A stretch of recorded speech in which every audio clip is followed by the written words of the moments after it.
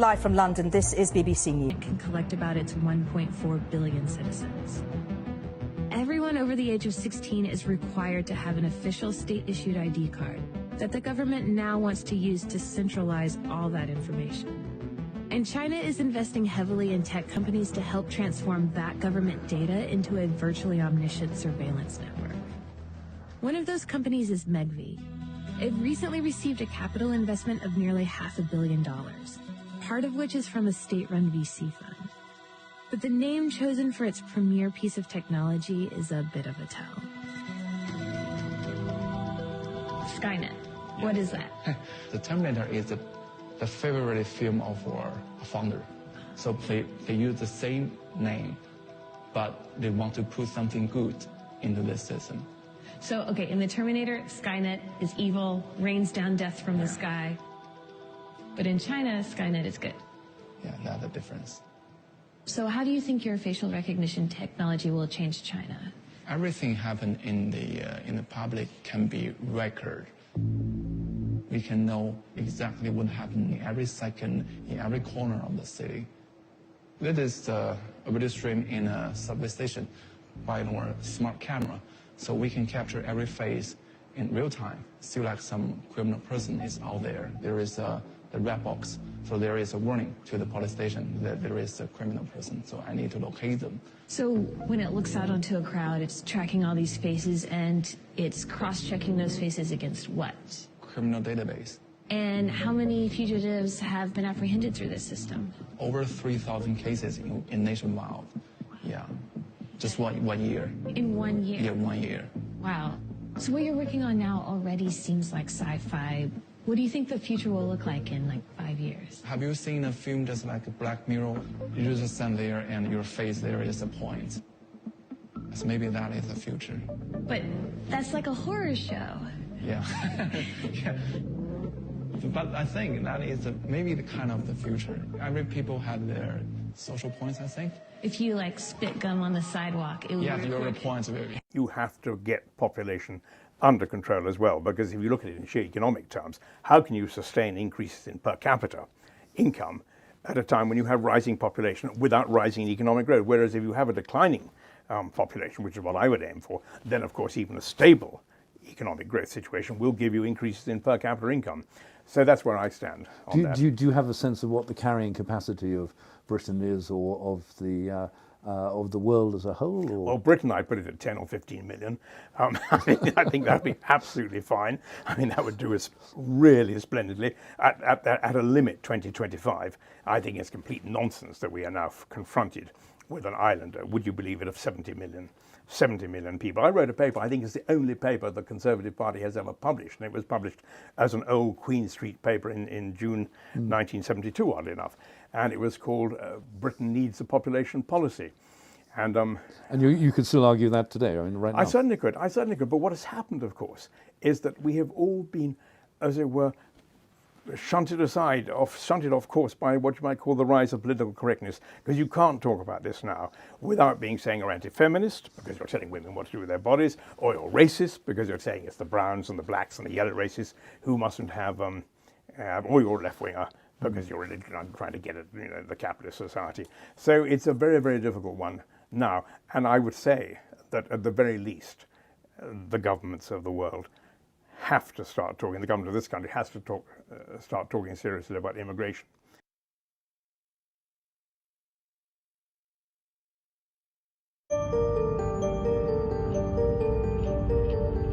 Boarding schools are amongst the most influential institutions in Britain, responsible for educating many of our politicians, judges and business leaders, even 3/4 of our prime ministers. And in 1969, I was sent off to join their ranks.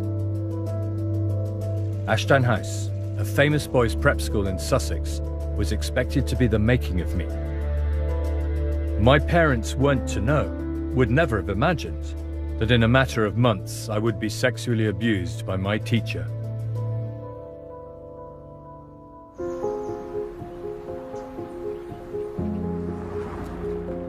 More than 40 years have passed, but I still remember the excitement of my first day at Ashdown House, aged 8.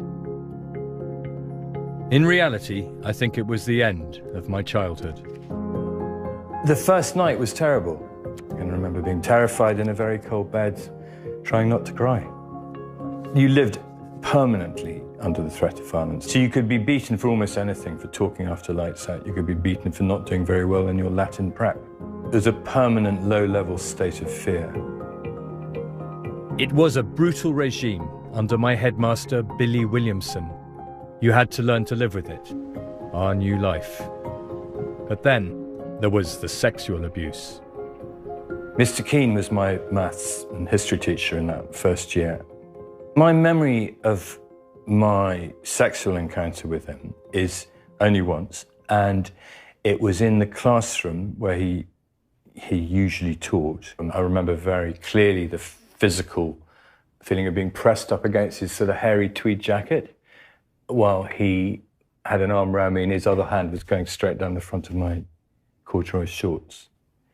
And I remember quite distinctly being given the fruit gum afterwards.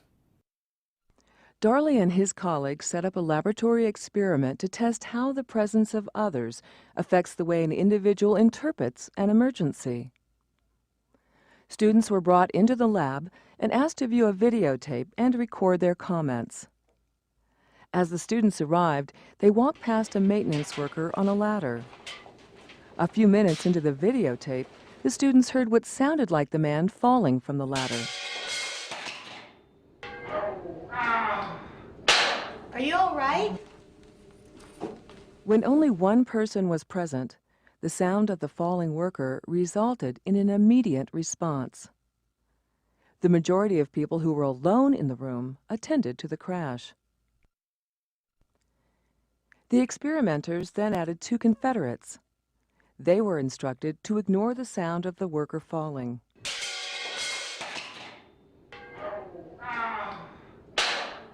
In this situation, the real subject frequently failed to act. The subject looked to others in the room to interpret what had occurred. The inaction of others communicated to the subject that this was not an emergency. People often take their cues for action from those around them. It seems like only yesterday. When I started skating at 8 years old, I never thought I'd experience the thrill of winning a medal. With all the great memories has come another thing I thought I'd never experience, the pain of osteoarthritis. Vioxx is here, a prescription medicine for osteoarthritis pain. With 1 little pill a day, Vioxx can provide powerful 24-hour relief. Vioxx specifically targets only the COX-2 enzyme, a key source of arthritis pain. People with allergic reactions such as asthma to aspirin or other arthritis medicines should not take Vioxx. In rare cases, serious stomach problems such as bleeding can occur without warning. Tell your doctor if you have liver or kidney problems. For more information, talk to your doctor about once daily Vioxx for the relief of osteoarthritis pain. Perhaps my biggest victory is to be able to plan my day around my life instead of my pain. Ask your doctor if Vioxx is right for you. Vioxx for everyday victories. Developing news tonight on a major pharmaceutical settlement. This afternoon, the drug maker Merck agreed to pay a $950 million fine to settle claims that it marketed Vioxx as a treatment for rheumatoid arthritis before receiving FDA approval to do so. The company will also plead guilty to misdemeanor charges. Vioxx was pulled off the market in 2004. Evidence showed that it increased the risk of heart attacks and strokes.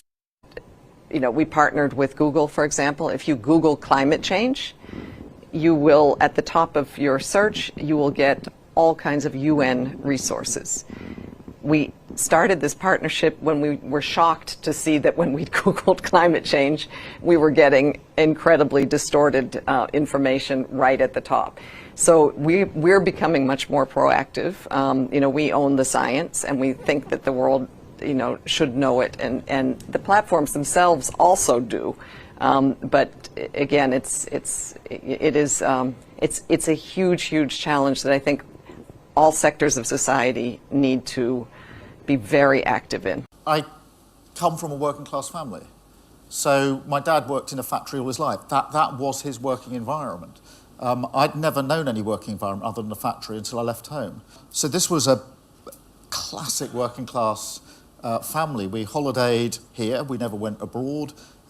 We didn't really eat out very much because there wasn't enough money. This is not a sob story, it's just a story of what it's like to grow up working class. But more importantly, it gave me an insight into, one, respect and dignity. And I've said this before, but it really perhaps describes it. Because my dad worked in a factory, he felt people looked down on him. It has trialled the technology, now it's to begin using it for real. Scotland Yard says facial recognition cameras will be vital in spotting criminal suspects and missing and vulnerable people. Police say the system won't retain images of anybody not on a watch list. Every image that is looked at by the technology, if there is no match, it's instantaneously deleted. So it's a momentary comparison. If it's not a match, it's instantaneously deleted. The only images that are retained are those where there's been an alert, and they are retained for a maximum of 31 days. But privacy campaigners say the move is a stain on the new government's human rights record. Never before have members of the public been treated like walking ID cards subjected to an ongoing police lineup, that our identities have to be biometrically checked to make sure we're not criminals. That's a complete inversion of the traditional presumption of innocence that is so at the heart of British civil liberties. And that's why I think this is none less than an assault on our rights. Police say the technology works like this. The faces of anyone not on a watch list appear pixelated. This is what happens when a suspect above is caught in the crowd below. The potential match alerts officers on the ground, and they decide whether to approach the suspect. At least 3 police forces have been piloting the technology. Here, the South Wales force used it to monitor football fans. When one passerby challenged its use, the High Court backed the police. There are conflicting statistics about the accuracy of facial recognition technology. The Home Office said it fully supported police in its use. Martin Brunt, Sky News. Up in the back there? It's well known that you have a huge interest in the occult and one of the largest collections of books. I don't have a huge collection. Somebody wrote I had 20,000 books. I'd had to live in a bath.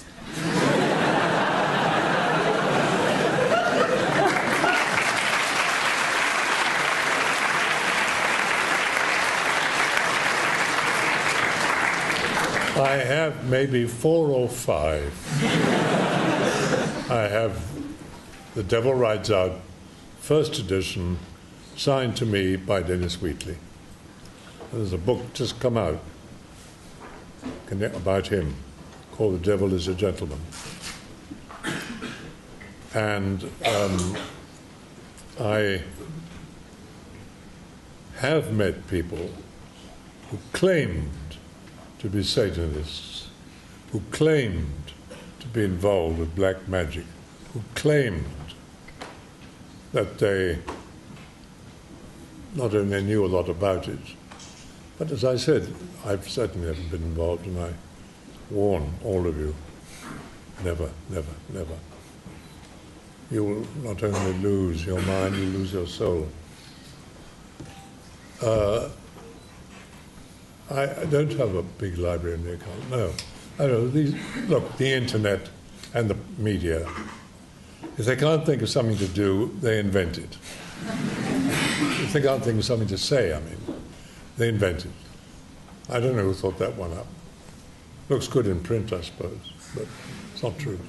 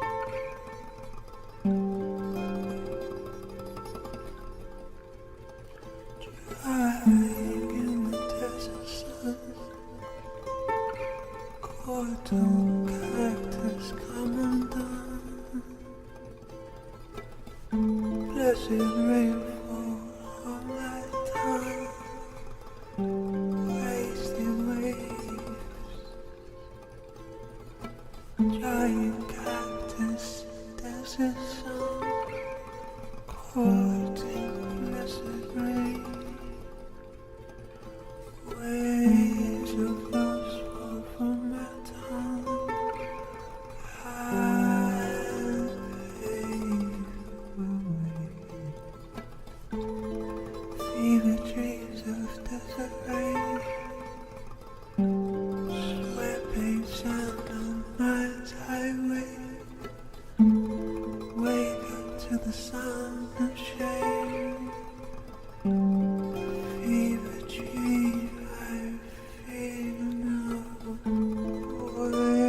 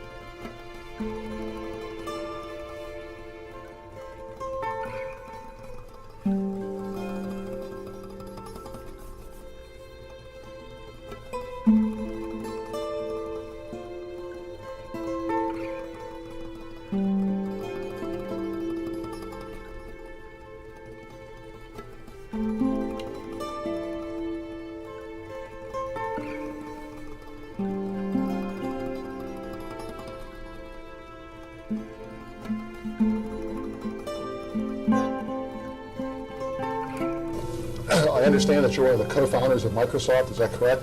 Yes. When was the company founded? 1975.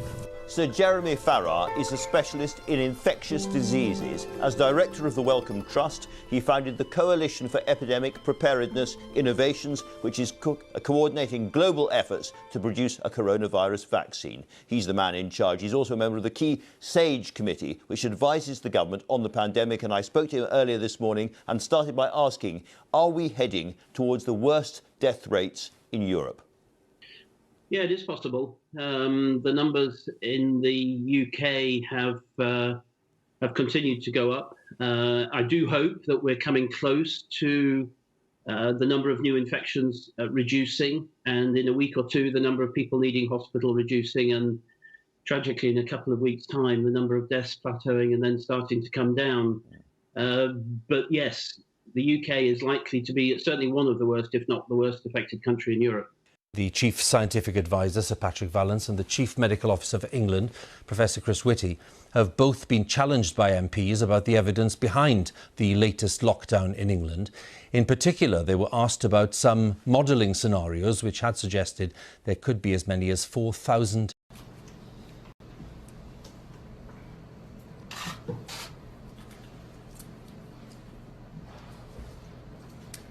Good morning, everyone, and thank you for coming today.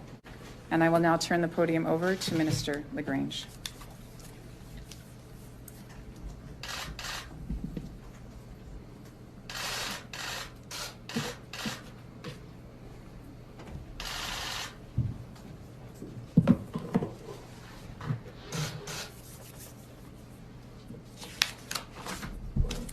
Thank you, Dr. Thank you, Dr. Henshaw, and good morning to everyone. Thank you. Good morning, Dr. Henshaw. You said in your comments that 8 times more children were hospitalized for anxiety disorders than for COVID during these past 18 months. Was this as a result of the lockdowns or health measures? And how does this differ from previous pre-COVID years? Do you have any hard numbers on that? Thank you for the question. I'm Alan Watts, and I've been following politics and geopolitics for a good part of my life. I didn't start off deliberately going out to find out everything that was possibly going on. In fact, I had no idea, to be honest with you, how vast the scale of an agenda, political agenda, is when you're bringing in a global society. Wars have many different purposes. Economics is only simply one big part of it, but culture of change and the building of empire through the defeated nations joining in leagues. Every country was basically signing the same laws, and had been in my whole life, at the same time that affected their societies. Laws were introduced and bills were introduced unbeknownst to the people in those countries that it was being introduced in their neighbouring countries or even across the water somewhere at the same time. I realised there was already a governmental control, obviously, that coordinated all of this and it led me into the United Nations. For every single department of government you have on a federal, local, county, state, provincial level, the United Nations had an equivalent department to deal with everything. It was already set up, in fact, to be global government. H.G. Wells said at the League of Nations, which was the embryo for the United Nations, he said, this is the nucleus of the world governments, when eventually all laws will come from there, be passed and signed into law by treaty of all the member countries. Eventually, we won't even have to go through the farce, and that's what it is, of voting in parties or candidates, because in the latter part of the 20th century and now into the 21st century, we're being trained, rather obviously, to simply accept rule by experts, rule by scientists, rule by professionals, and that's what they mean when they call governance. That's the term used. How do you get a domesticated herd to move from a field, a system in which it's been grazing for 20, 50 years, this kind of system, to this field over here, this new field? Because we have reluctance to change. We like familiarity, we like routine, you see. You do it by various techniques, one of which is revolution. Most revolutions are bloodless. You have cultural revolutions, sexual revolutions. Along with that comes the music revolutions, etc. These literally are designed to alter and direct culture, knowing what kind of culture they'll have at the very end of it too. They know exactly what kind of culture they want to come out of it. You also can do it through crisis creation. Crisis after crisis has been hit on the people of the world since 9/11 happened. And we must understand that the techniques that are used abroad are also used at home in warfare. And we heard the term shock and awe. Shock and awe on the hard force level, as they call it, is bombs, all kinds of acoustic equipment to nullify enemies, scare the hell out of them through voice to skull and so on, which was used in Gulf War I, and it's all over the British media. But you can also use shock and awe on your domestic people again. You do it by crisis after crisis until the public are so terrified. See, the average person has a sort of confidence that they build up where they think, I can manage most things that come my way. Whatever little crisis in my life, what happens to other people, I can deal with. When all those around you are getting scared at the same time as you because they're losing their jobs, they've been threatened with pandemics, terrorists everywhere, terrifying people to even get on subways, and so on. And all those around you, as I say, are also in the same boats. You tend to be more easily directed by the powers that be that come out and speak with authority and confidence over you. That's why they give you a guy like Obama, who's trained in oratory. He was trained in oratory, not in truth, but in oratory, the technique of persuasion. Shock and awe, as I say, is a technique of making a person and a whole population punch drunk. And each one of those fears, you understand, the average person can handle one major crisis in their personal life, maybe two at the same time. It's understood in psychology and many, many studies that if you have maybe 3 to 4 crises hitting you personally in your life at the same time, you will literally go into an incredible depression, a reactive depression. You can't cope. That's understood. Apply that technique on a whole population. The thing is, there's not one of these crises that we're being told about that you personally can do anything about. What can you do about terrorism if it really exists all over the place? It's out of your hands, you're helpless. What can you do about a coming pandemic? It's out of your hands, you're helpless. What can you do about a nuke getting set off in New York Harbor or wherever? You can't, you're helpless. The message you're getting is that you're utterly helpless to defend, help, or save yourself. That is complete shock and awe tactic that's been used not only in the US and Canada, but across the world. Same strategy because we're already global with the global society running us all.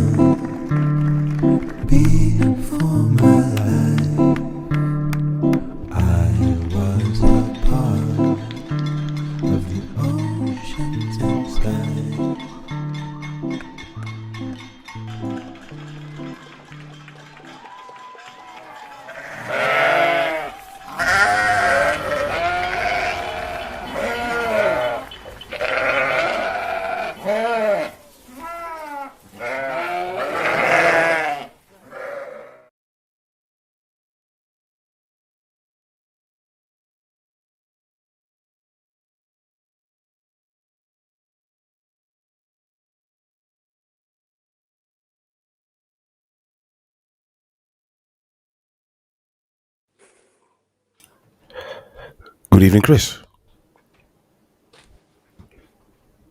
Are you there? I think I've muted himself. No, you haven't. I can hear you loud and clear. Spook? Yeah, I can hear you.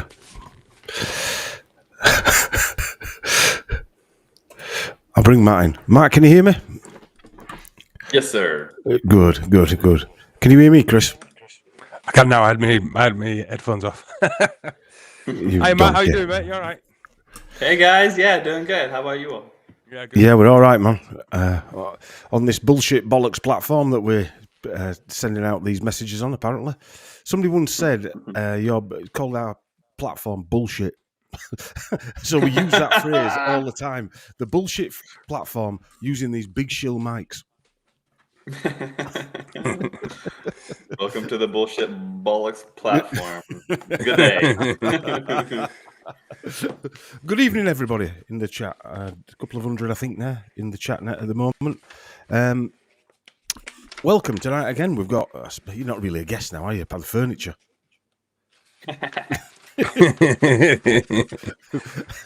We've got Matt Landman with us, and we're just gonna have a chinwag, really. Basically, I don't think there's anything planned to really talk about, is there, tonight? Apart from your event on at the end of the month or middle, 3/4 of the way through the month. In fact, we'll start there, Matt. Tell everybody what's happening in June. Yeah, if you want to pull up the website, you can. I don't know if you want to, but I have a nice website for the event for the 21st June rally. It's stopgeoengineeringlondon.co.uk. I'm getting used to saying that .co.uk. I'm still trying to figure out if that's like the main thing that everyone uses over there. It seems like it. But so 21st June, we're having a rally in London at Marble Arch, which is just adjacent to Hyde Park. It's right across from Speaker's Corner. And come to find out, that's where they hanged all the baddies back in the day. I just found that out. I'm like, oh, perfect. Well, it's what is it? The Marble Arch is the what is it? It's like the Ball Arch, isn't it? I would say. Oh, is that right? There's one in America in New York, and then there's one in France. What's the one in France called? Dom?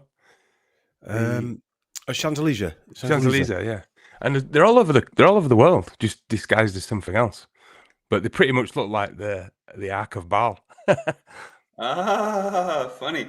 Yeah, back to the old world, the hidden history, probably. Like how did it get there? And, how come everything's identical everywhere? And all of that sort of architecture stuff, world fairs, nonsense, all that stuff. I even went on a hike recently. It's like middle of nowhere where I live. It's called Grizzly Peak.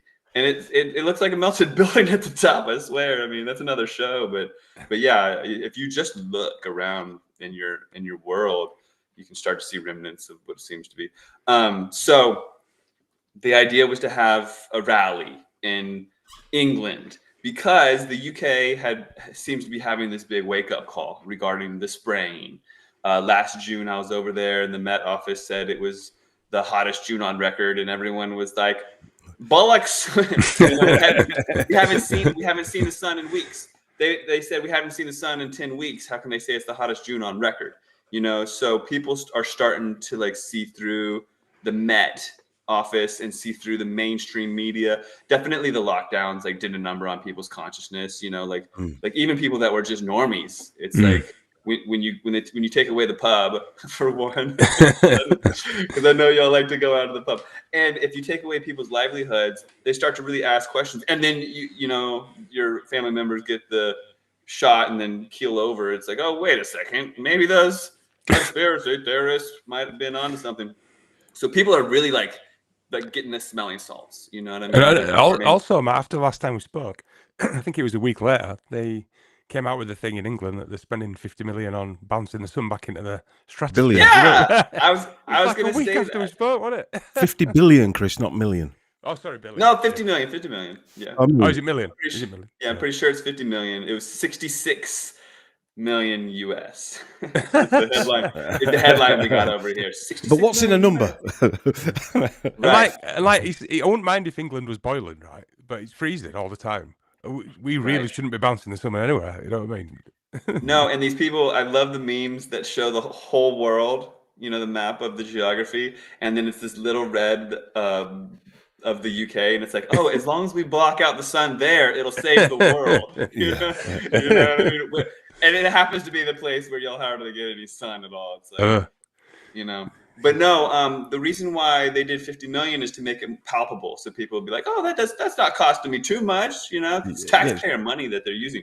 So I didn't, I can't predict the future. I had no idea. This is actually kind of like divinely timed. I feel like because people were reaching out to me and saying, and it's like first it was Scotland, so I went to Scotland and I spoke in Edinburgh and Glasgow. Won't be going back to Glasgow. No offense to the Glasgowians, but Edinburgh's a Glaswegians. Yeah. What happened in Glasgow? Well, I was in London at first, and everyone's like smiling, and and then I landed in Glasgow, and I smiled at the first bloke, and he threatened to kill me. so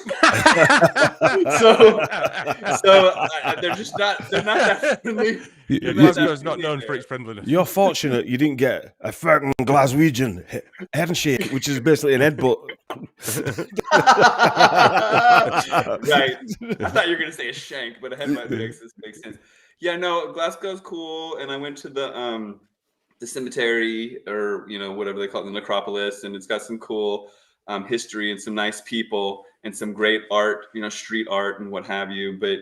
But no, there's other places in the world.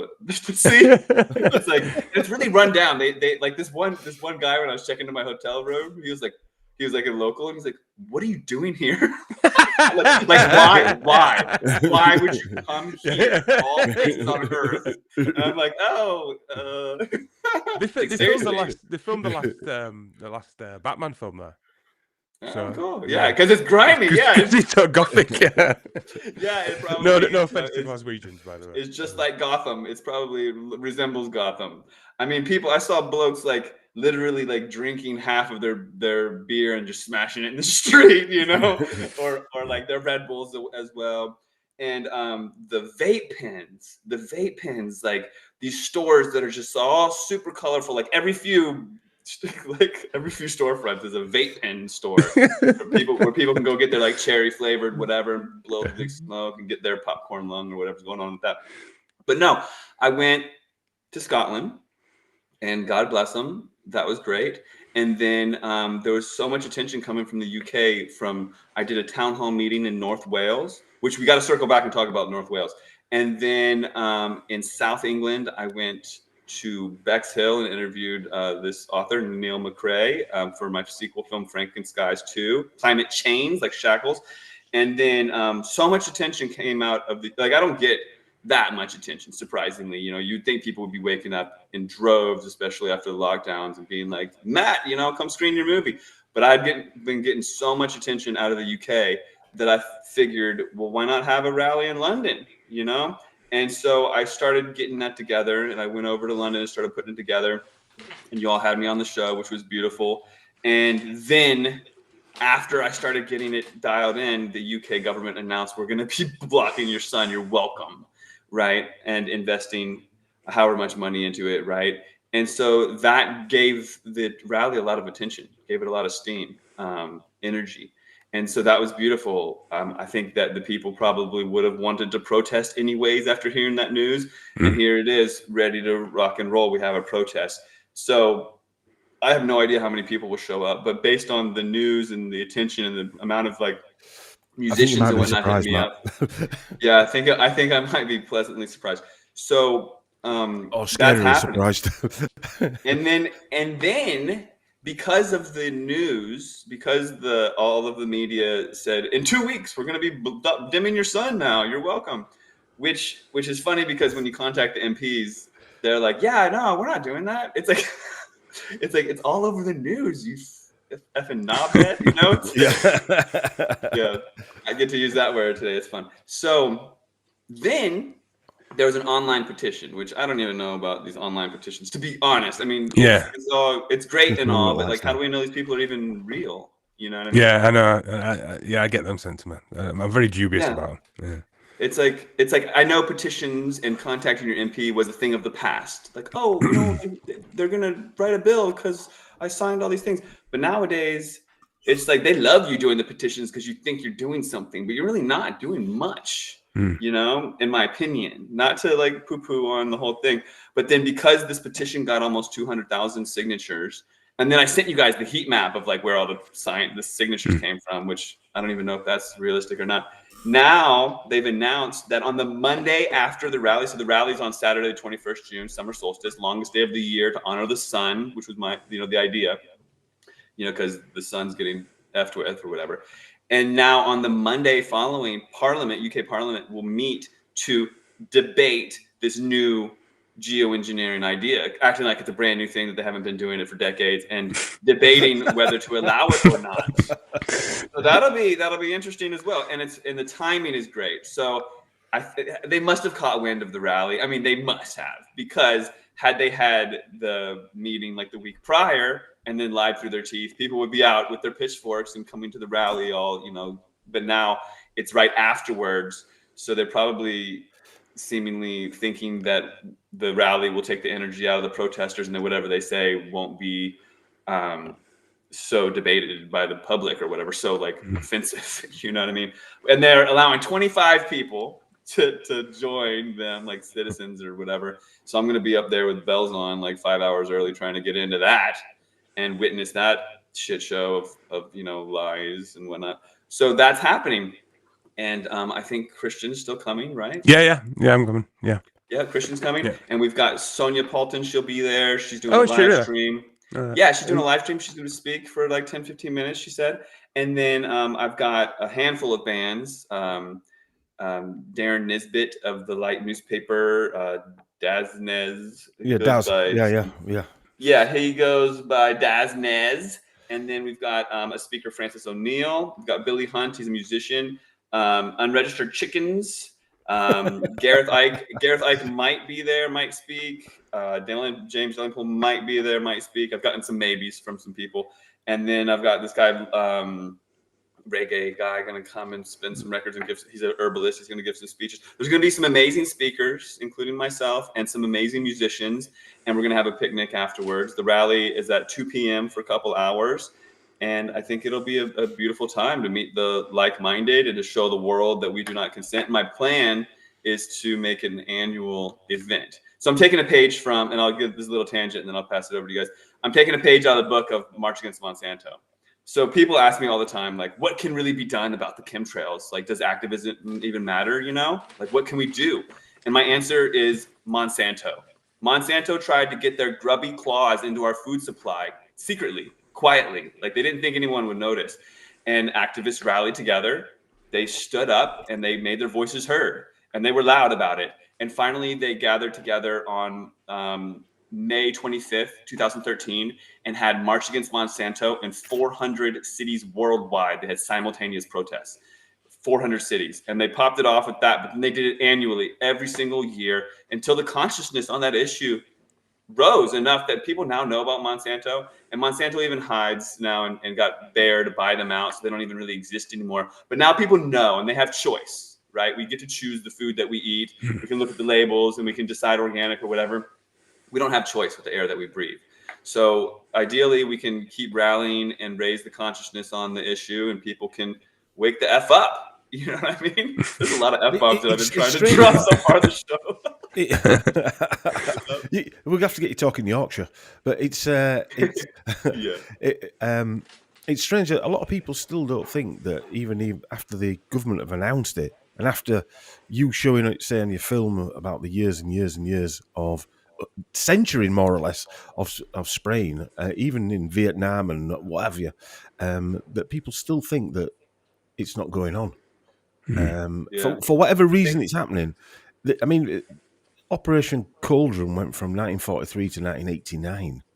Large area particle trials and what have you, spraying zinc cadmium and all sorts of other chemicals and all sorts of other modified whatever bioweapons. And yet people still don't believe it.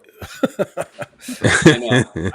I think it was J. Edgar Hoover. There's a quote that said, "When the public encounters a conspiracy so massive, they just can't. It's just impossible for them to believe it. You know what I mean? It's just too big. Yeah. Like kind of like the jibby jab. It's like how could they? What depopulation? No way! But it's like people are waking up, you know. And to the lies in their skies. People have to wake up. I mean, it's happening. It's being funded. I mean, if you have the time to go down the rabbit hole and see the funding and the normalization and the media and everything, and they'll tell you chemtrails are a crazy thing. Geoengineering is the solution to your problems, to climate change and everything. But they're identical, really. You know what I mean? And they're telling us that they need geoengineering to save us from ourselves. But if you look at it all, like what is climate change even? Well, climate is 30 years of weather. And when did they really start spraying the skies with these tic-tac-toe grid pattern lines in the skies? 1995, like 30 years ago. So they've been engineering the weather for 30 years, changing the weather for 30 years. Now we have a changed climate. Now we have climate change. And people are still like, but isn't it our carbon output? No, it's not. It's not. It's just not. You know, net zero and ULEZ and LTNs and all this nonsense. Yeah. The seas are rising, but Venice is still there for some reason. Yeah, and Whitby. Whitby's in the East Yorkshire. It's on the coast in East Yorkshire. And since we were born anyway, since the late 60s, they've said it's going to be underwater. And funnily enough, it's still there. Yeah, it's still there. Well, yeah, there's a lot of examples of that. There's the Statue of Liberty is a great example. I mean, there's everyone's beachfront properties everywhere. I mean, like people will believe what the media tells them because it's just like easier to not think for yourself. You know, it's a lot easier to just get spoon-fed the nonsense. I couldn't believe when I was over in London last, this LTN nonsense. It's low traffic neighborhoods. So people are supposed to like reduce their carbon footprint by having these LTNs. but all you end up doing is driving around for hours to avoid the LTNs. You're driving way more just to not go into these LTNs. Just so they can hit a target. Right. They tried to do that where I live, you know, Matt, and the people did protest it, and they stopped it. They were trying to do the ULEZ thing, yeah. It didn't happen. I'm not saying it won't happen. It might still happen, but they definitely paused it for a while. Well, Sadiq Khan, who's brought all those London changes and got knighted, I think, today, or he's given a knighthood. Sir Sadiq Khan now. If I meet him, of the New World Order. If I meet him, I won't be calling him sir. No, I won't be calling him sir. Twat. Everybody hates that guy. How did he get knighted? That's horrible. Yeah. It looks like what Anton Mob is about. Arise, Sir Twat. Yeah.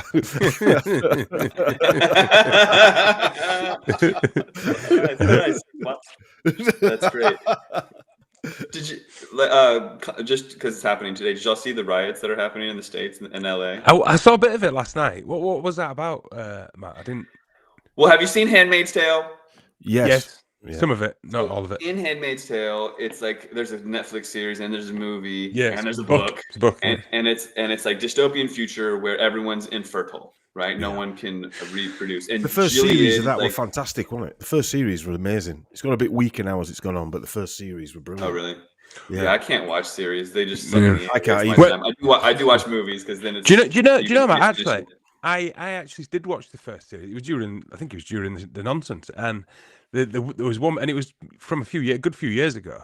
And there's a bit where they line them all up, and they've all got leather masks on. And I thought, yeah, that's a bit. It started getting a bit nasty, and I kind of tapped. I'm a bit squeamish for things like that. And I think they had some woman tied to a chair, and they were going to torture her. I'm like, you know what? I'm tapping out. I can't do it. I don't need to be seeing this shit. I don't need this in my head. But sorry, go on. In the movie, it's like Gilead, or whatever, and there's a whole connection to that in Depop as well. But in the film, there's this bit where she's like, yeah, we can't get like good produce or anymore because of the war with California, because California like broke away from the States and there's like the Civil War, right? I think that's the game plan, because California is just insanity with the like LGBTQRSTV. It's just the trans agenda, and everyone in the rest of the world is like, are you insane? I mean, hopefully. But also now, like, Trump has sent in the immigration people. It's all staged, by the way. I mean, to an extent. So the immigration people have been like raiding LA to like take the Mexicans, you know, and deport them. And so the Mexicans are fighting back. The illegals are fighting back and like pushing out ICE. It's like the immigration control people or whatever.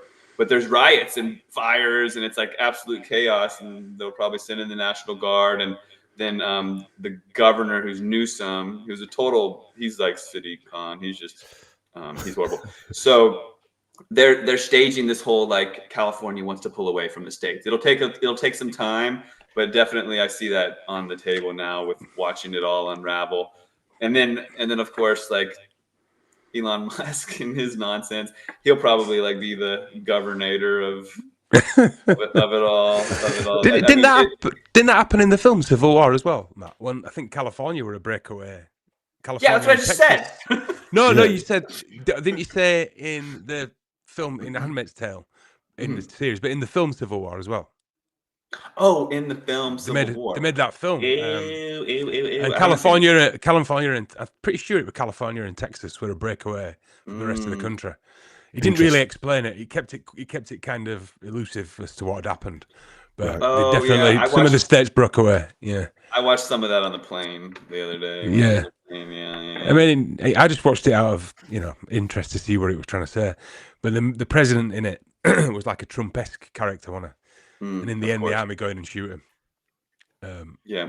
I mean, you got to wonder when there's such polarized duality, like we've got people that are normal, and then in California, you've got this like agenda that just keeps pushing itself. It's like, oh, well, if a toddler wants to get a sex change, what's your problem, huh? They have rights too. It's like, whoa, like it's child abuse, and still people are wearing double masks here. And I mean, I'm like 10 miles from California, so it's basically Californicated where I live. But yeah, it's insanity, and surely like the politics will heat up, and something's going to happen. The one Hasn't the state will Trump try to said- break away or something. Hasn't Trump said that he should be arrested, Newsom?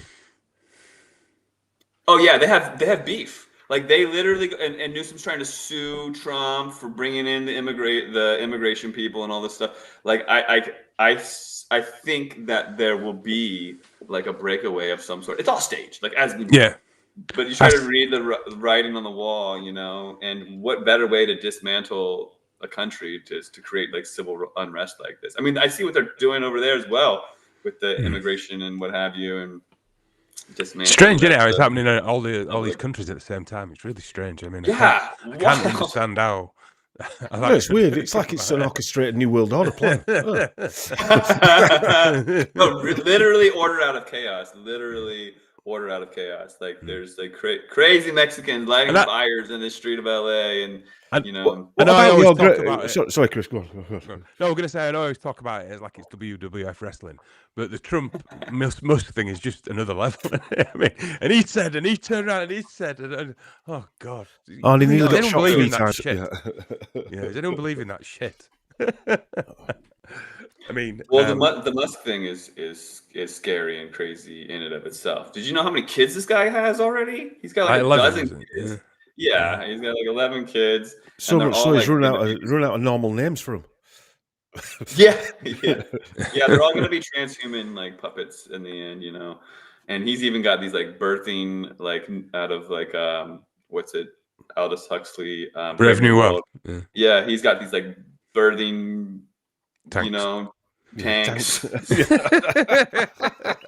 I was talking to this woman the other day. She was like, "Women don't have to go through the troubles of going through pregnancy anymore." I'm like, "Are you stupid?" Like people can't see the writing on the wall. Just give birth to an emotional. I've got one. While we're on this, so I went to high school graduation where I live because my friend was graduating. You know, I don't just go to these things. And it was the most woke thing I've ever experienced. It was like the superintendent comes out and he tells his story about being victimized for being homosexual and having a colored partner. and you need a colored partner. He says that he got pushed in the bushes for being homosexual. Sounds painful. And he had to. Maybe you should have a shave. Is that what they call it now? So he had to move to the West Coast where he could be accepted, you know. And everyone should be accepting of everything and everybody and everywhere, you know. But it was just like every other word was climate change, right? And like even all the kids that give their speeches, like the valedictorian, they're like, "We are under such duress." It was like Greta. It was like everybody was like a Greta clone. And what I found really interesting is how they were talking about Chat GPT. Because imagine being in high school with this stuff, you know what I mean?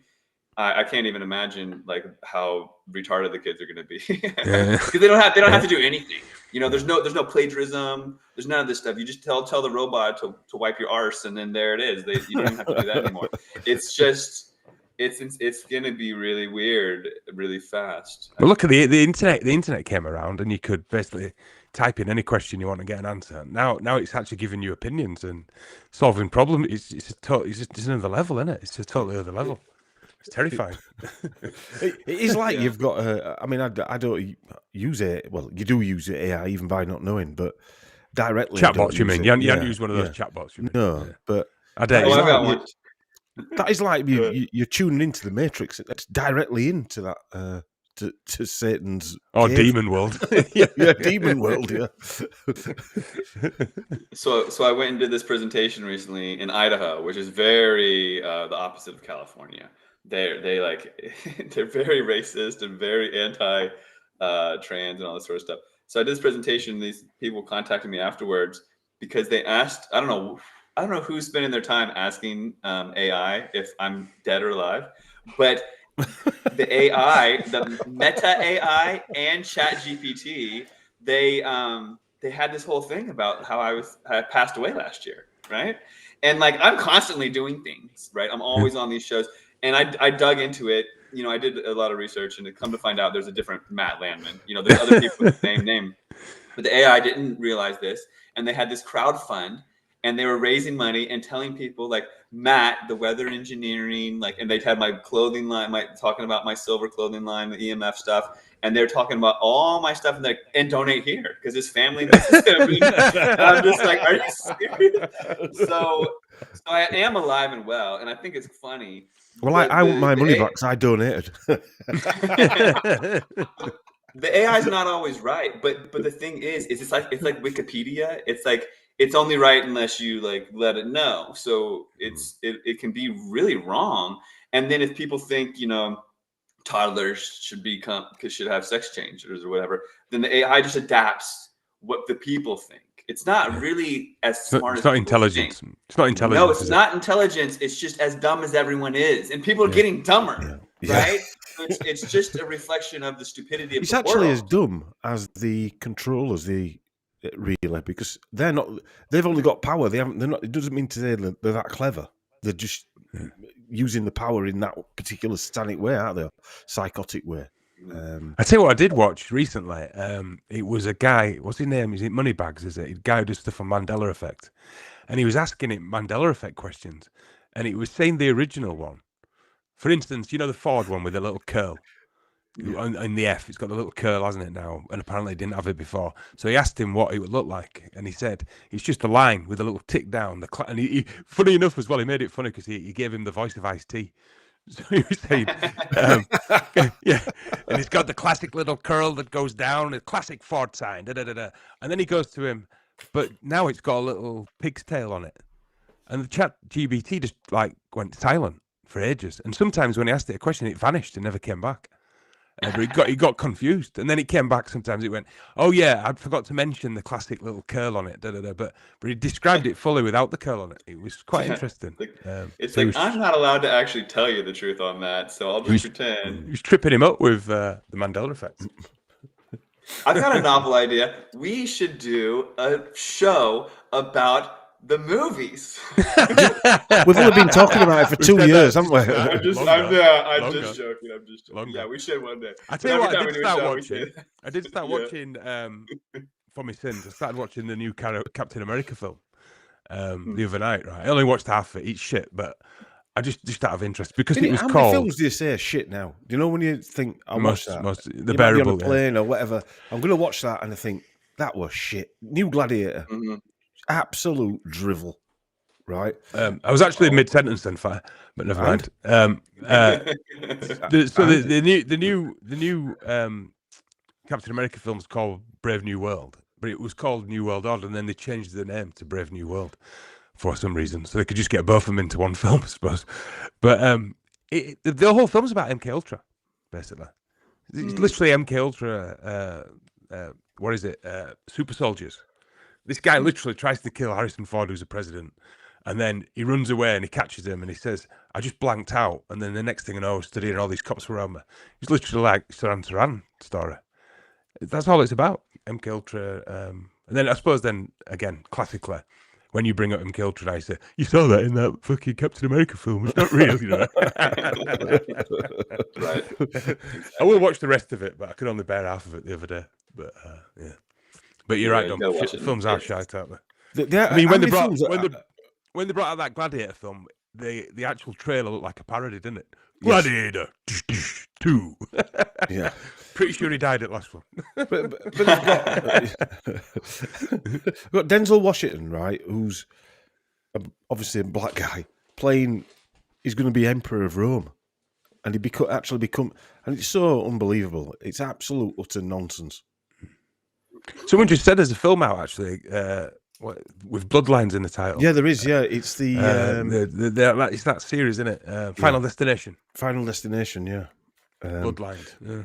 Going back to what you were saying earlier, Matt, they must know that you're doing this, and the bloodline ones. My wife went past a billboard with that film on.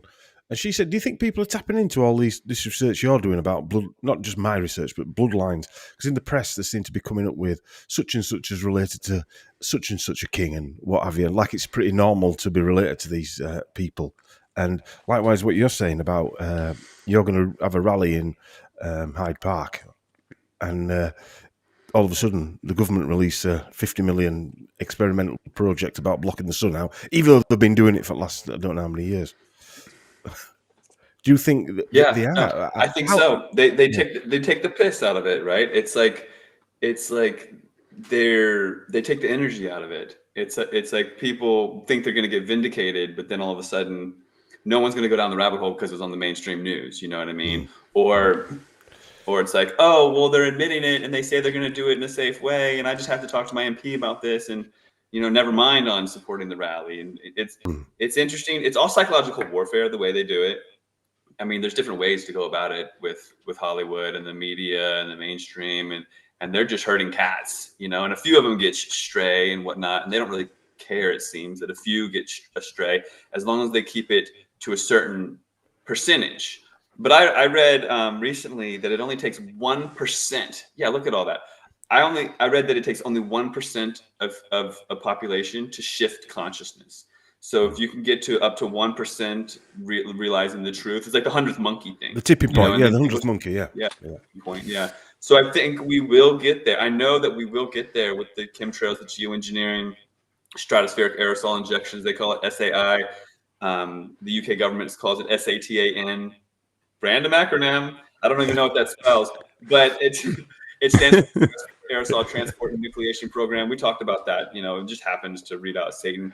But there's the SAI, stratospheric aerosol injections. They give it all these terms to confuse the crap out of people because a confused mind doesn't take action. Like people are confused. Just like during the lockdowns, you see how all the disinformation, flood of disinformation, misinformation, and truth just speckled in there. Then people don't know how to act, and then just line up, to say pure confusion. Yeah, pure confusion. Yeah, exactly. It's like Operation Stick or Twist, isn't it? It's nobody knows what to do. They're that confused that like they've been spun around on one of those. Can you remember that James Bond simulator before he went up into space? Apparently, it's like they've been spun around. I think they do it on purpose, just to pickle your frigging brain. I mean, look at that thing we were on. I think we were on about the other day. That guy who's now running Syria, who was, Al Qaeda, and then they just took ISIS or whatever. Yeah, took all his garb off him, give him a shave, and put him in a suit, and now he's fucking Prime Minister of Syria. And you're watching it, and you're thinking, he was like in top 10 most wanted people in the world, and then now he's running Syria, but he's all right now. And you're like, it's like Chris, isn't it? If there were an action man over here and a baddie, he'd have been the baddie. Or over, I suppose, in your country, it'd be G.I. Joe, and he'd be the baddie, and you'd be fighting against him. Or Rambo, Stallone would make a film, and he would have been the baddie, wouldn't he? Yeah. And then they just put him in a suit and a tie, and shave his head a little bit, cut his hair a little bit, and now he's Prime Minister. He's definitely not a puppet for America and England, that's for sure. Oh, no, definitely not, no. Or China. Or Russia. It's insane. It's insane. But, I mean, you put a few of these Go on, sorry. No, yeah, you go ahead. I said, Chris, put a few images together on here. Sorry, there's a bit of a delay. Well, no. After we spoke last time, Matt, when this came in the news, because it was in all the news. We spoke on, we emailed backwards and forwards. It's in all the news, so I just put a little thingy together, a little collage of all the news articles, just a few of them, just to show that these were all in the same couple of days. Just to show that everything we've talked about, especially you, Matt, all this insanity that they're spraying the sky, and then it's just there in the news, and still we're crazy. I don't understand how you can't. They've got fucking diagrams showing how they're going to bounce it back into the stratosphere. Look, it's insane. So these people are insane. Sorry, Matt. No, I want to know what you think about this 2 weeks nonsense. I mean, it must be some sort of programming, or they must have sat together in the think tank and been like, if we tell them it's going to happen in 2 weeks, it'll normalize it. Because then people will see the lines in the sky and be like, oh, well, they started a couple of weeks ago. But why 2 weeks? Why not tomorrow? Why not next month? Why not next year? What is the 2 weeks? It's fascinating. 2 weeks is 14 days. 2 weeks to flatten the curve. Yeah. I mean, good job. Yeah, well done, Chris. Yeah, that's the one. Yeah. Okay. Yeah. So they're gonna flatten the They're gonna flatten the sun. They're gonna flatten the sun. No, that makes sense. They did use the 2 weeks before. 2 weeks to flatten the curve. People fell for it because they were like, "Oh, that's not that much time. 3 weeks. It'll be over soon." No, 2 weeks to flatten the curve. No, yeah, it was 2 weeks. That's what they said all over the world, as far as I know. And then they just kept pushing it. So then people are used to that. It's part of their MK Ultra. That's really, I was wondering, and I was wrapping my head, trying to rack my head and figure out it what was it was. 2 weeks to Right, flatten the Chris, curve and keep 2 meters apart, wasn't it? So there's another 2 there. So I'm sure it meant something. Yeah. 2 meters apart. Flattening the curve is a public health strategy to slow down the spread of a during the early stages. Flattening the curve. I think there was that, and yeah, there was the 2 meters apart, and then there was something else as well that which I suppose I don't know. I think it added up to something. There was some numerology tied in there anyway. No doubt. Some bollocks. Yeah. Yeah. But when are they actually planning on starting to do the?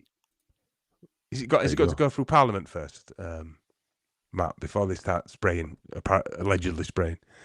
Sorry. Everyone says something different. I mean, the media said 2 weeks.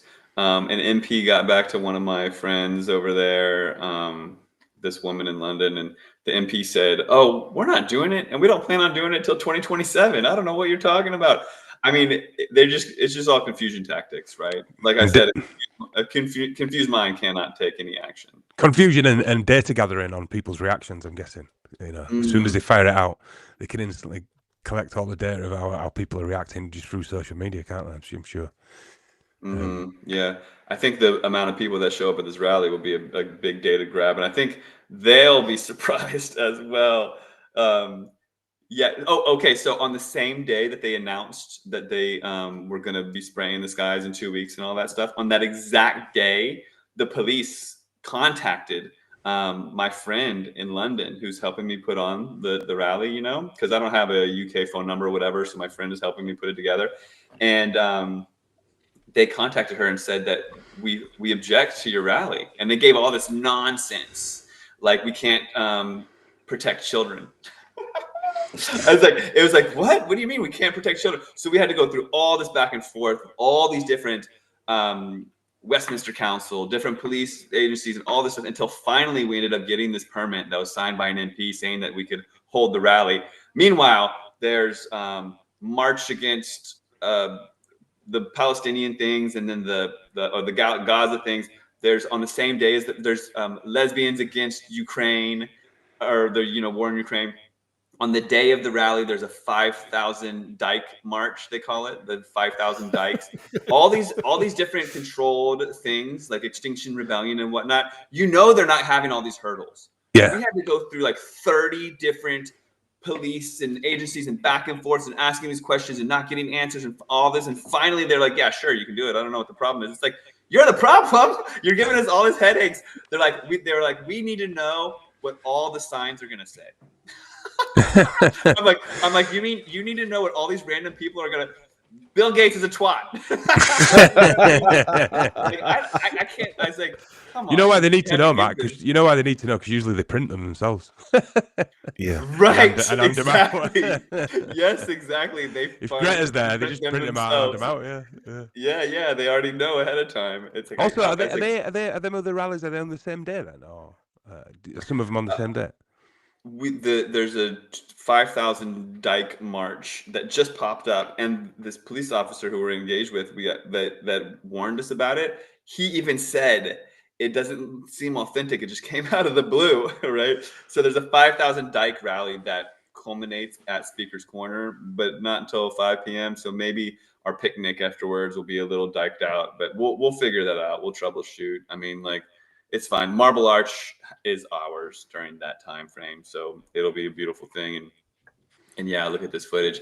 And if anybody hasn't seen Frankenskies, frankenskies.com, it's a great introductory piece. I'm working on a sequel as well, but if you can just sink your teeth into it, and we're still at the very beginning of this awakening, you know what I mean? So it's important to share this grounded information with your peers, your family, your grandmother. Like, I wanted to make a documentary that could be shared with the world. That's why it starts in 1920s and goes through the chronological timeline of the film.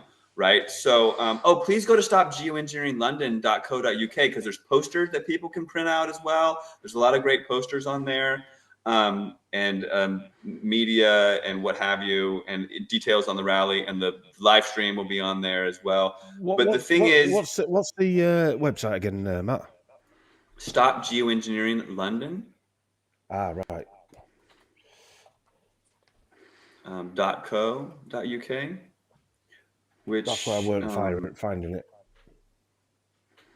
Is it popping up okay? No. If you type it in, stopgeoengineeringlondon.co.uk. There we go. There it is in the top. Yeah. So that's a good landing page for people. And I paid extra for this site so that you could actually upload photos. So on the day of, people can take their photos of the rally, of all the people and their signs, and upload it to here. So it'll be like a kind of a cool community space. And if you scroll down, there's posters that you can click, and they're high res, and you can print them out. So I know people already that are printing them out and posting them around in London. But there's a dozen posters that you can just print.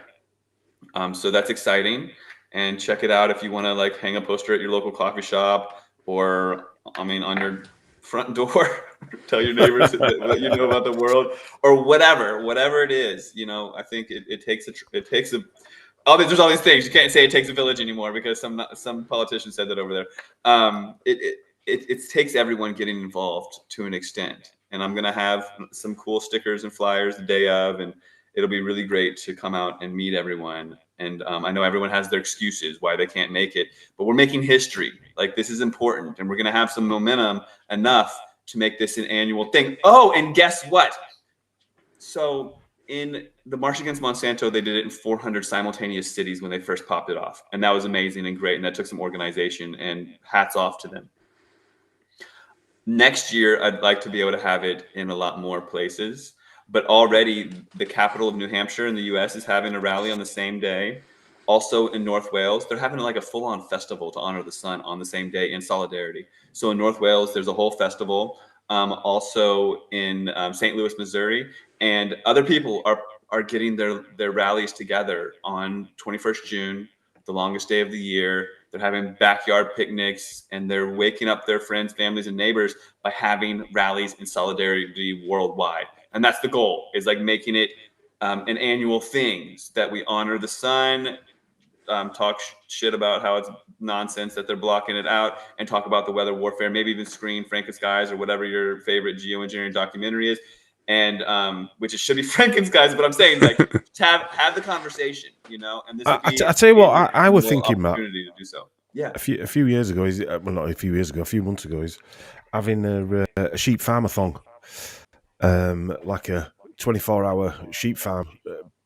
Try and get 10 or 12 presenters to go through the night. So obviously in the US, you better go through the night. In the UK and Australia, get some different presenters on, and just keep doing a podcast for 24 hours on YouTube. Sweet. Do it every year, or just whatever. We'll start with one and then see where it goes. You know what I mean? Yeah. Get a few different guests on coming in and out. You maybe host one in your time zone if you like, and just keep playing them over and over again. Yeah, that'd be beautiful. You're going to need a lot of coffee for that. You're going to stay up the whole thing? I doubt whether I'd stay up the whole thing, but you don't need to stay up, do you? I don't think. It just needs to keep going, doesn't it? Yeah, beautiful. With the presenters on. Oh yeah, and then I get it. Yeah, because it can be everywhere in the world as the time zones change, as the sun exactly. moves. Yeah. If you got 10 presenters who did 2 hours each, for instance, which wouldn't be a difficult one to get 10 of us lot, would it? To do. No, that'd be beautiful. And there's so many great people in New Zealand and Australia that are all the way on the other side of the world, and it would be a beautiful thing. I think that's wonderful, because like we're all in this together. Now, you can't say that anywhere either, right? There's every single everything after the lockdowns and COVID, it's like every phrase, you can't. It's so funny, but yeah, we are. Even though that's been overplayed and it's hijacked and whatnot, we are in this together. Like, we do breathe the same air. It's the same sun. We're under the same sky. We're under the same boot of authority trying to limit our sovereignty. It's not like my government or your government. And that's what they want us to think. They want us to contact our MP or our senator and be, or our town, council, and be like, oh, they're spraying. Might as well tell my cat. Actually, I think you'd probably get further doing that than contacting. Just a couple of things, Matt. One thing about the having to contact the police and stuff, it shows that they were actually worried how many people were going to turn up. Yeah, I think so too. That's what that shows. I think they're shaking in their boots, but they want it to look like we're the crazy nutters. You know what I mean? And that's what chemtrails has always been. They want people to be ungrounded and then going out in the world and rattling people's cages and be like, they're spraying. Yeah. And maybe they do spray us with poison. Surely there's been lithium in rainwater analysis and manganese, which makes people aggro and all sorts of things. They do put crazy shit in the sprays. But when you're having the conversation with your grandmother and you want to tell her space is fake, you want to tell her everything, like you got to meet people where they're at. You know what I mean? Like, I know, like, we've been down a lot of rabbit holes and energy is free and Tartaria and all these things, but it's like, where is the person that you're talking to at? Like, I met this guy on the plane last time who was in Vietnam. He had neurological disorders from Agent Orange being sprayed because he's a helicopter pilot, and he's been trying to sue the federal government and get money. He's trying to get his bills paid because he's got neurological disorders.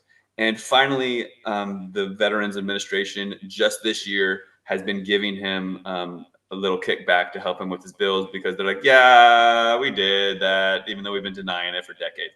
But I tried to tell him about Project Popeye and weather warfare, and he was in total denial. He was like, the government can't do that. I'm like, bro, they sprayed Agent Orange, and it impacted you. It impacted your children. Like, you're impacted by this. Like, how is it such a stretch? People have these brick walls of cognitive dissonance, and we're chipping away at these things. We have to chip away, and we have to do it right as activists. We can't be these ungrounded, crazy conspiracy nutters. We have to be grounded. And if it's like some psycho fear-based, maybe not nonsense, but you have to see who you're talking to. And in the chemtrails, we're talking to the world, and if 10 people show up for the rally, you better believe the BBC will be there all over it. These crazy conspiracy theorists, only 10 people came out. But if we get thousands of people, there's not going to be a peep from the mainstream, and I do believe that we will get thousands of people. And it's like that. Like, people need grounded information. And that's why Frankenskies is great, because it walks you through the chronology, the timeline. I've had people like laughing in my face at work, my coworkers, right? And then one of them, I literally dragged him in front of a TV, and I was like, sit your ass down, and he was a smoker, so I rolled him up a joint. I was like, look, sit, get stoned, do whatever you got to do. You're going to watch this. 10 minutes in, his eyes are this freaking big, like Alex in Clockwork Orange, His eyes are like, what? And he looks at me and he goes, so they've been doing this for a while, huh? And I'm like, yes, because everybody has their brainwashing conditioning from years of mainstream media and all this sort of stuff, and the peer ridicule psychology and the group think. Everybody wants to fit in, but they're fitting in with a bunch of sheep. You know what I mean? I'll tell you some positivity, Matt. My missus, I've droned on about this forever to my missus, obviously. Taking photos with her. And she came home with a phone and said, look at this. That's not right, is it? And showed me a picture. Right. I said, do you not think I've been mentioning this to you a little bit over the last few years? Where have you been the past 20 years? But then a friend came over, right? A friend came over, and this was like a week later. And I said, and this is only a while back, and I said, look at that one over there. And I was pointing it out to my missus. And a friend came out and looked at it, and she goes, oh, that's a chemtrail, isn't it? She goes, I've just been looking at them. They've been doing that since the 50s. And she's a relative, she just looked into it herself, so she must have got it through the grapevine and decided to look into it herself, and said it's been happening forever, basically. One thing I find surprising is people's memory, because I remember the skies and what they used to look like, especially when I go up north, like when we came up to the venue, when I went up and saw Dom. I remember what the sky looked like there, and it doesn't look like that anymore. You know, No. those sprays weren't there. Those lines weren't there, because I remember staring to the sky as a kid, and I remember my mate, I think it was Jamie, your mate Dom. He said planes only give off those vapors at a certain height, and it's just a vapor trail, and then it'd vanish behind it. It wouldn't continue right across the sky and hang there and then drift down. And it was a certain height when they actually send off the vapor trails. Because we used to look out for them as kids. We'd look out for because the one that's they're the classic contrails, aren't they? Where is that it's just vapor, water vapor. What we're seeing now is not water vapor; it's a frigging train wreck of a big. Well, I tell you what I've noticed, right? Whether it's a magnetic effect, they do draw towards the sun. Even if it disappears all around it, the sun is blocked out on its own. They do draw the self. Ones I've seen that are surprising is when it's actually that mist is there, and then another plane goes through it and leaves like a line through it. So so there's clearly particles. It's like it thickens them. It takes them with it, kind of thing. Like Roadrunner or something's gone through it. You know what I mean? I've seen that, Christian. I've seen that, and Dom, I have witnessed that as well. I don't know if the particles are charged a certain way, or if they're, or if it has like nanotech in it that goes towards the sun, or if they're going towards the heat. But they are designed to mess with the sun. You know, layers of purposes, like disrupt the frequency of the sunlight that we're getting. They claim that they need to be blocking the sun for, you know, climate change, whatever it is. Global climate warming bollocks. Yeah. Yeah, that one. I have noticed that, and you know, some people it takes seeing it on their own. You know, there's days where they're out mixing and they're playing side by side.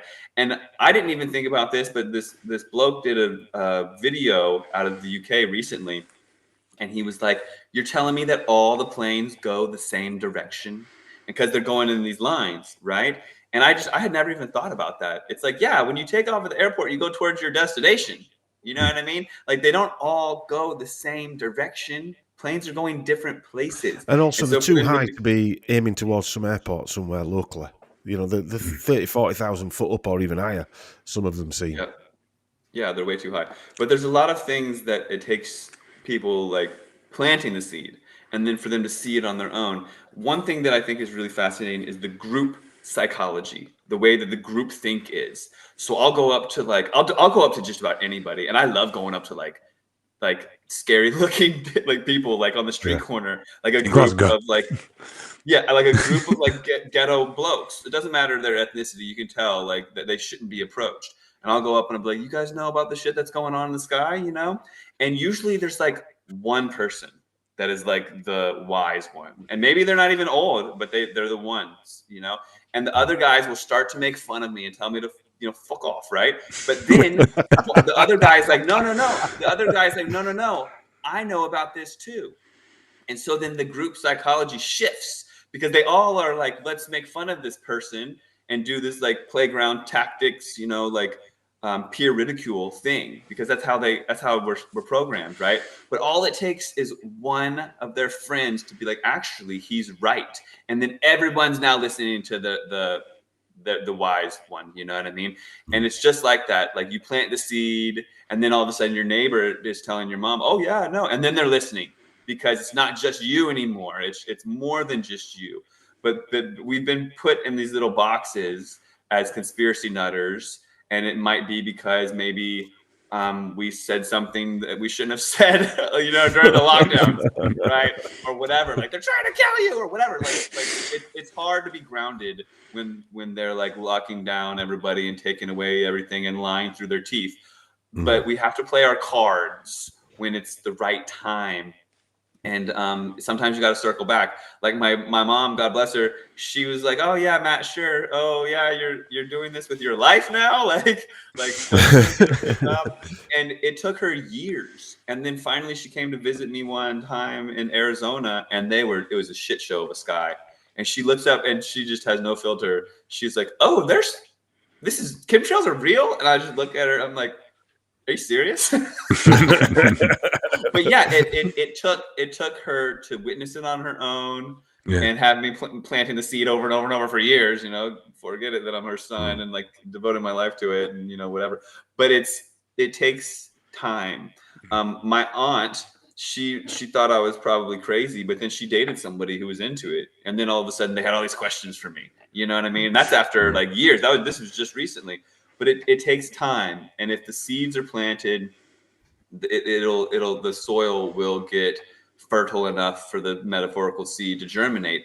It just takes time. And we're reaching a point where there's an awakening happening. People are seeing through the government. People are seeing through politicians. People are seeing through big pharma. People are even realizing that you shouldn't be holding your phone to your head. You know what I mean? I had a friend the other day be like, "Oh, I only do it on speakerphone because of La-Ti-Da." And I'm like, "Yeah, I told you that 5 years ago, bro." And he's like, "No, I saw it on this other thing." And I'm like, "What? So I'm not a good..." So TikTok. I'm just going to say that, Chris. Exactly. He's like, "I saw it on a TikTok." And I'm like, "So you can't hear it from me?" And he's like, "Dude, you're my friend." And I'm like, He's true. Exactly, I'm your friend. Yeah, exactly. I'm your friend, trying to help you People out. have to see from legitimate sources like TikTok. I took this video. Yeah, exactly. I took this video a month ago, Matt. Yeah. I'll put some sound on. So this is where I live. We're in a dam. Beautiful scenery. But then when you start pointing and looking up, and I don't know if this is nothing. This is just showing you one side of this cloud. Waves in the clouds. Wait till I turn around. I'm probably not doing it justice because I'm shite at doing videos. Whoa! Look at that. Yeah.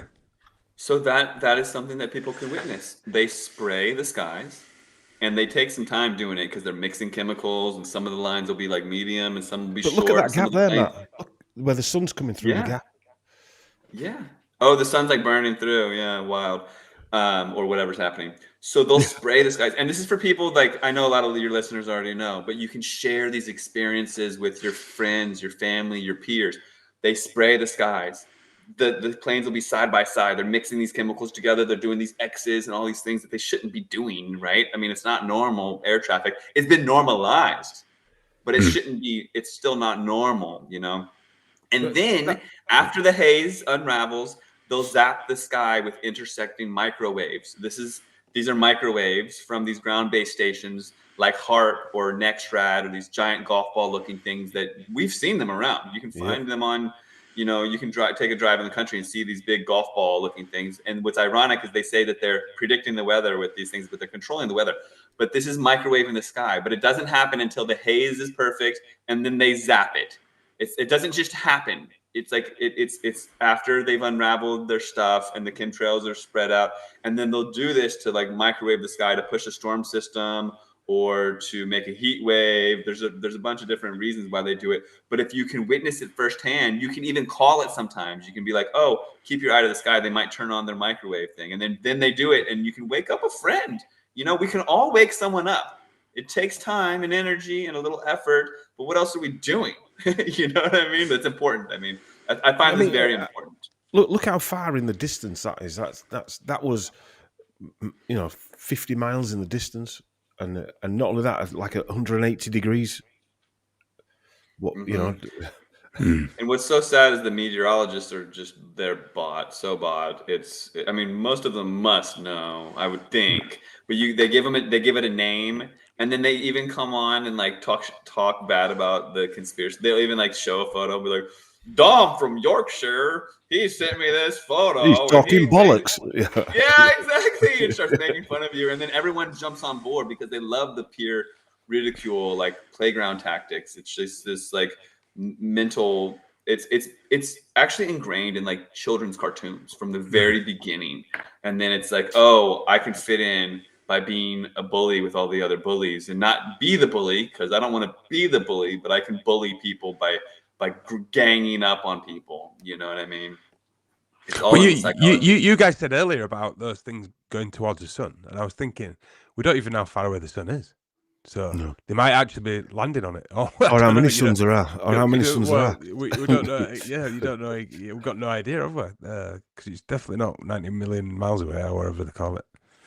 Say it is. Yeah, it could be. They could be Yeah, literally spraying it. Those, whatever they are there, I never saw that type of cloud when I was in the 80s or the 90s. No, I've challenged people. I've got now on Facebook like 125,000 followers. I've challenged people, show me one family photo, one from the 60s, 70s, 80s that looks like that. That looks like the X's and Y's and you know whatever in the sky. It's crickets. You know what I mean? Like people cannot do it. People can't do it. And let's face it, there were spraying things even back then, but it weren't like this. It was something different then. That was just probably they're practicing. Yeah. They're trying to figure it out. Now they've got it perfected. They're sharpening their tools. But like I said earlier, like the grid tic-tac-toe boards, like knots and all these nonsense crosses, worldwide, it really ramped up in like the mid 90s. Like prior to that, it was here and there, but it wasn't worldwide and it wasn't all the time. And come like the mid 90s, 95, and now we've got 30 years of all that nonsense. And now and like I said, they're saying now that the climate has changed. It's because you changed it.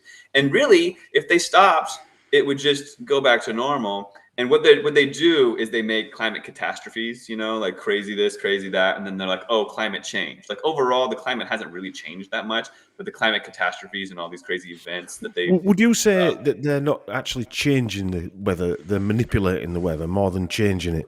They're utilising the weather in a way that they can do what you've just said there, turn it into a weapon, basically, to weaponise it. Or are they actually changing it forever? You understand where I'm coming from? Are they just putting a facade over it? No. Yeah. No. I mean, like, manufacturing and changing kind of seems like the same word to me. But if you mean, like, is it changed now for good? No, they're only just...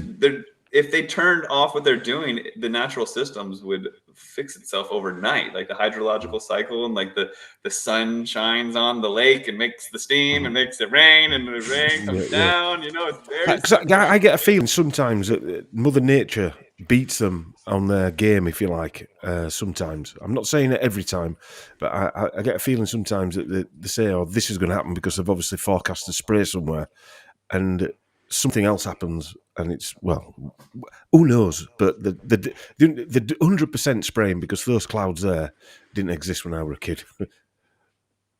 I think you're actually absolutely right. They think that they know what they're doing, but they're really just throwing shite at the wall and seeing what sticks. When they spray the barium, right? They'll spray barium here and make a crazy heat wave, but because they've made a crazy heat wave with barium, the natural systems adjust and make it even colder. So they make this polarity where they're actually, even if they're trying to make it hotter, they make it colder also. So we have these big swings that is the natural systems trying to catch up. And well, they're fighting against the self-correcting system, aren't they? The ultimate self-correcting system. That's what they're fighting against. Yeah, but that's what a psychopath does. Like you say, they throw shit at everything because they're psychopaths, don't they? And they want to control the natural order of stuff, basically. Or try to. Exactly. One thing they can't control is, well, not yet anyway, is events like what you've arranged, because nobody knows how many people are going to turn up. It could be 200, 5,000, 10,000. Nobody knows how many people are going to turn up there. I was hearing that when there was like the farmers' protest in London, that all of a sudden it was just pissing rain and stuff like that. And I was like, oh, I hope they don't do it for this rally. I don't think that they expect that many people to turn out. I think that we're going to have sunshine on that day. But surely next year they'll be shaking in their boots and making it piss rain or something. It's interesting what they do in the weather to influence like activists turning out and what have you. But I think even that is waking people up. I think everything that they do wakes people up, you know, like the lockdowns, the spraying in the skies, like even the media things trying to normalize it. I think that in the end, it actually just feeds the awakening, because we're on a trajectory towards awakening, especially after the well, lies are always going to wake people up. Lies are, because people, you can only tell so many lies before even the dumbest NPC notices they've been lied to. Well, yeah, we live in duality. We live in polarity. And if you just feed the lies, the other side of truth is going to balance itself out, right? I think I've said to Dom before, I think it was a rat race when the internet and everyone got a home computer, and the internet became, for everybody. It was a rat race because they needed it for total control, but also information and people were going to spread and start speaking to each other a lot quicker. So it was literally a race to whatever goal they're trying to get to, because we're doing this, and you've organised your thing, with the internet and the fact that we can all communicate so quick.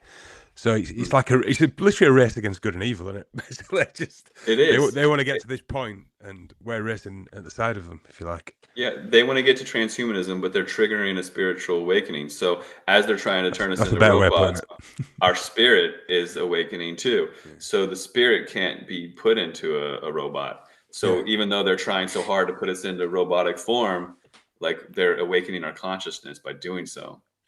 I don't know if you... I went to a talk with Jeremy Corbyn the other evening, and he's up for having a chat with you at the event. Interesting, he doesn't believe in HARP. I don't know if you've heard of Jeremy Corbyn. Is it Jeremy or the other one? Piers something? Yeah, it's Piers Corbyn, not Jeremy Corbyn. Yeah, Jeremy Corbyn was the Labour leader. I can't see it being him. Piers Corbyn's the weather. He's his brother, isn't talking out. Yeah, he's talking about global climate warming change. Piers Corbyn's his brother. Yes, I know. Yeah. Yeah, there's a lot of people over there that I won't be talking to. I'm not sure. I'm not sure. So we've got two now: Glaswegians and Glaswegian handshake. All right, Matt. Fuck you. I do my best to be like all inclusive and open minded and what have you, but there's definitely people that I can't engage with because they're bought and what have you or whatever. I don't even know, but there's a lot of that in the world. And so I have to kind of pick my battles, and also have a reputation to keep up to. And I can't be like shaking hands with Elon Musk or whatever, It's like you wouldn't shake his hand, though. You'd knock elbows. You'd knock elbows. I saw him doing that in 2020. Right. Yeah, but we'll see. We'll see. It's hard to keep track of everyone, But we'll see how it all goes. I remember somebody coming up to me and doing that, and I just looked at him. What the fuck are you doing? Like not trying to knock elbows. I know. Trying to bait his elbow. Yeah. And people who never would do fist bumps are now doing fist bumps. It's like, you're afraid to shake my hand. You're not cool. You're not cool. You're not the cool fist bumping type. You're just doing that because you're afraid of germs. Like, shake my hand. You know what I mean? Yeah. Fuck mental. So, all right then, should we call that a night? Sure. But we're gonna have to do that film one. We're gonna have to do the film one. Which film are you going to choose then, Matt? Again. Oh, I'm going to choose. Well, I did watch recently Demolition Man, which I watched that recently. You got to watch it after the lockdowns. You have to watch it because speaking of fist bumps, and early in the movie, they go to do a high five and they go like this, and then they go like this. They don't touch because of all the different pandemics that had come out. They're like, no, we don't touch anymore, and we don't make love anymore either. We put these like things on our head, and there's a lot of stuff. And what's really fascinating is there is this movement of the truthers. Yeah, they live underground. They live underground, and they're grimy, and they eat burgers. Yeah. And what's the comedian's name that leads the revolution underground? But he's yeah, I know what you mean. He's the guy who smokes a lot, doesn't he? Yeah, he's like, I want to smoke a cigar. I want to drive my car. I want it to be a gas guzzler, and I want freedom. And if I have to live underground to have that, I'm gonna have that. But it's like that might be what we have to do is live underground. That's where the AI. Isn't that what happened in Hunger Games as well? In District 13, where didn't they live underground? Because somebody had told them the area in District 13 had been nuked. And when they all came out, it hadn't actually been nuked, I don't think. I might be wrong there, but they lived underground. And they were the sort of like... I can't remember. They were supposed terrorists, but they were the ones fighting against the government. I'd look at Silent Green again. I'd have to watch Silent Green, I think. That shipped me up as a kid. Surrogates is a good one. I Yeah. think that maybe I mean, I'd like to pick probably a few and then break them down. But it's all, I mean, predictive programming and social, cultural, engineering and all these things. They're very real.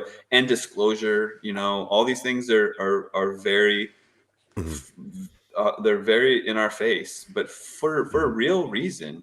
And unraveling that and realizing why is very important in grasping like the evil world that we live in, because once it's normalized and it's out in the open, like, I mean, I cannot even fathom the Snowpiercer.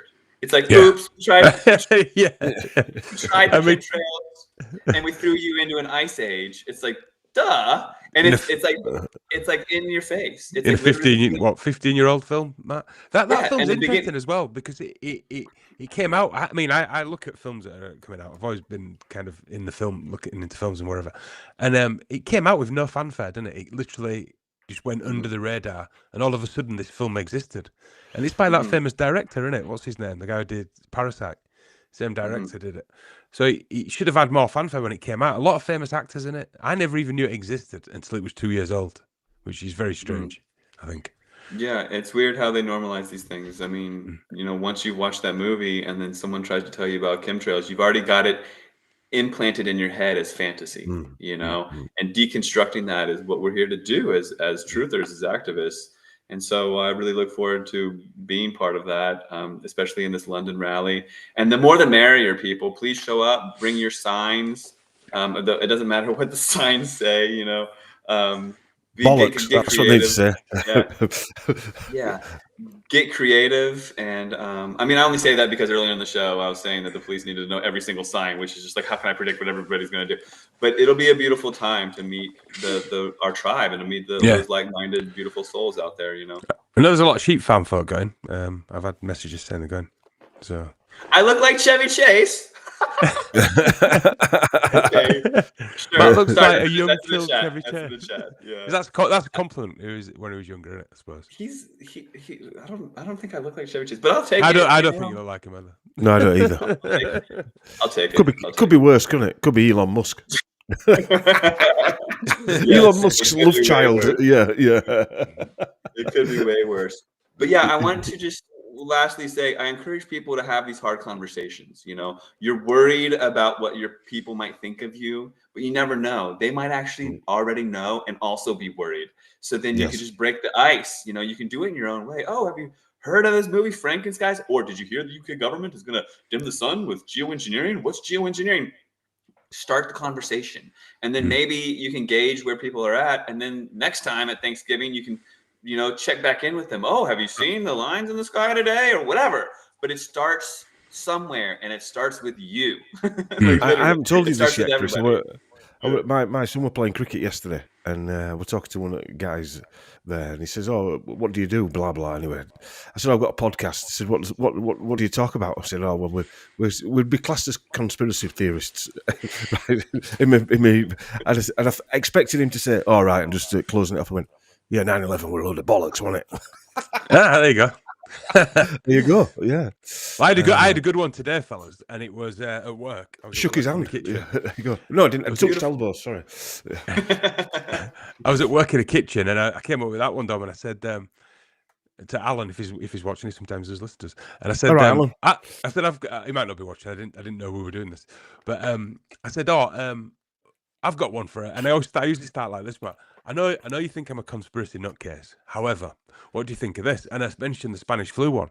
I said, Al, did you learn about Spanish flu at school? And he's like, no. And I went, well, me and Dom looked into it, in the middle of the nonsense, and I couldn't find a book about it. I can't remember what the date was exactly, but 2009. 2009, 2008. Before swine there was none. There wasn't a book written about it, Matt. And 50 million to 100 million people apparently died, and there's nothing. And everyone we've asked, do you remember learning about it at school? No.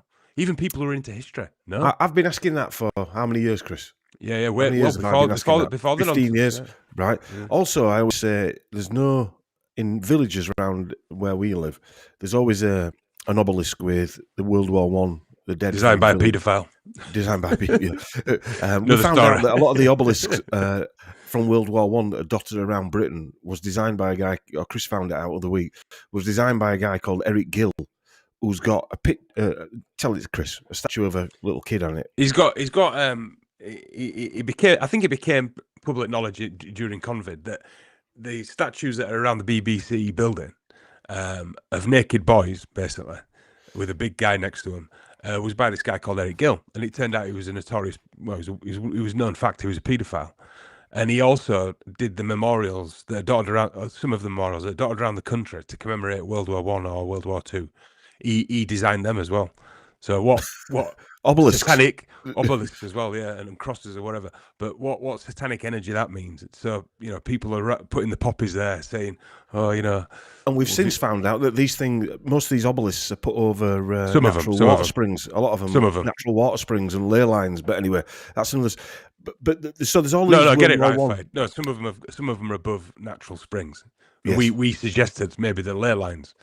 Yeah. So you can't say all of them and are. But anyway, not only that's a side conversation, but there's no memorials for any of the Spanish Kung Flu dead. There's only memorials for World War One victims. There's no holiday or commemorative day for the Spanish Kung Flu victims. And what an estimate, between 50 to 100 million. I mean, that's good. Click your finger. The climate will warm up by 1 degree. It hasn't happened. The climate will warm up by 1 degree. It hasn't happened. The climate will warm up by 1 degree. Yeah, same thing, innit? Just bullshit, constant bullshit. I remember just quickly when we've been saying that for the last half an hour, Chris. When we had that, I've got to go in a minute. I know. When we had that summer that was the hottest one for the last 300 years, I was in Folkestone seeing my son, and something really weird happened. Right, there was a woman with a dog, and she started going, I carry. She walked past me, and I think we were in a pub actually, and she said, I carry a water bottle. I carry a water bottle when I'm walking my dog. When I'm walking my dog, I carry my water bottle. And I thought, why are you telling me this is strange? And I said to my son, Can I just ask you something? Has it been on social media that you shouldn't take your dog out because it's the hottest day ever? And he said, yeah, it's been all over. So this woman had brainwashed herself into panicking that she shouldn't even be walking a fucking hairy dog because it's too hot. But what I mean is the social media had done it to her. It had driven her mad, telling her to keep her dog at home. She was telling me, like, I give a shit. But that year where it's more than 2 years ago where they said it was red hot, as soon as they said it was red hot, there were floods in London.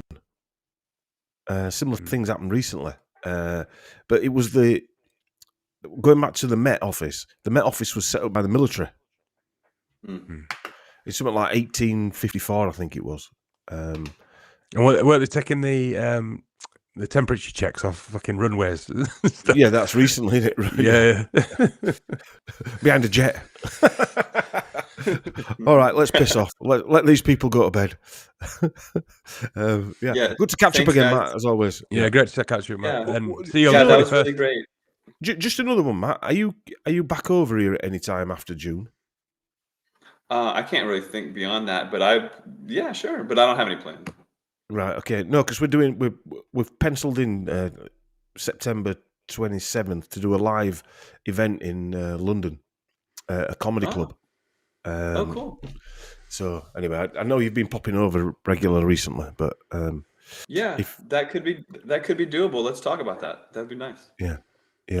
But yeah, we're doing a live event. It'd be good to see you there if you're in England. Cool. I'm not saying you've got to fly over to see us, but. I mean, honestly, I'd like to travel because I do think that our travel abilities will be restricted because of the climate change, global bollocks, whatever. Global climate warming bollocks, yeah. Yeah, it's the global climate warming bollocks. I do see the writing on the wall there. Like they made everyone here get this like real ID or whatever that has the RFID chip in it that'll be connected to your medical records or whatever. And like if you don't get the next round of jabs, you won't even be able to get on the plane or whatever. So I sadly think that one day I won't be able to travel very much. So I want to take advantage of traveling while I can. And there's so much to see over there that I have not. It's all pretty new to me. So please invite me and we'll see what I say. And I love all the truth bombs, and it's very important for everyone to realize that we are in the midst of like a mass awakening. So like feeding it is the best thing that we can do. So thanks, guys, for having me. I appreciate it. Yeah, anytime, man. Anytime. All right, everybody. We will catch you later. Thanks for tuning in. We'll see you next time. Bye. Bye. Bye. Bye.